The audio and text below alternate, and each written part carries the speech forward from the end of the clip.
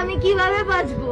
আমার শাশুড়ি আমাকে সংসার করতে দেয়নি, আমার আক্ষেপ থেকে যাবে, আমার বয়স 20, আমার সারা জীবনের আফসোস থেকে যাবে আমার হাজবেন্ডকে নিয়ে, যাকে আমি জীবনে প্রথমবার ভালোবেসেছিলাম।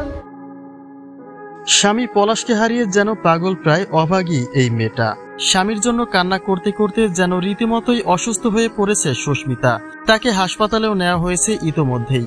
আর এমনই একটা ভিডিও দেখা যাচ্ছে সোশ্যাল মিডিয়ায়। কতটা অসুস্থ হয়েছে সুস্মিতা, বর্তমানে কেমন আছেন তিনি, এইসব বিষয়ে বিস্তারিত জানতে পুরো ভিডিওটি দেখে সঙ্গেই থাকুন। মাত্র 20 বছর বয়সে যেন স্বামীকে হারিয়ে অনেক বেশি পাগল প্রায় সুস্মিতা। পলাশ অভিমান করে এইভাবে এই দুনিয়া থেকে বিদায় নেবে সেটা কখনোই ভাবতে পারেনি সুস্মিতা এবং তার পরিবার।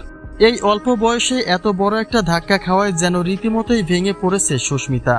নিজের সাথে ঘটে যাওয়া এই অনাকাঙ্ক্ষিত ঘটনা যেন কোনোভাবেই মেনে নিতে পারছে না সে। বারবার শুধু একটা কথাই বলছে সুস্মিতা যে কেন এমনটা হলো।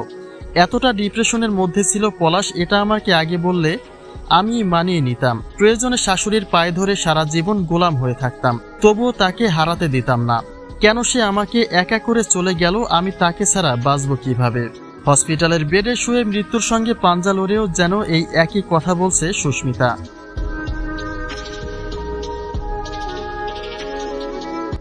এদিকে সুস্মিতার স্বজনদের তথ্যের ভিত্তিতে জানা যায় পলাশের ছবি বুকে নিয়ে সারাক্ষণ কান্নাকাটি করায় অনেক বেশি অসুস্থ হয়ে পড়েছে সুস্মিতা, যার কারণে তাকে অবশেষে হসপিটালে ভর্তি করা হয়েছে। পলাশকে ছাড়া যেন কোনো কিছুই বুঝতে পারছে না সুস্মিতা। এই অল্প বয়সে মানসিকভাবে অনেক বড় একটা ধাক্কাই খেলো এই মেয়েটা।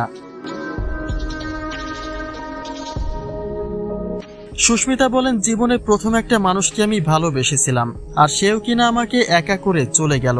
এমন তো কথা ছিল না। সে তো সারা জীবন আমাকে আগলে রাখবে এবং আমার সবকিছুর দায়িত্ব সে নিয়েছিল। তাহলে কেন সে দায়িত্বহীনভাবে আমাকে একা রেখে চলে গেল?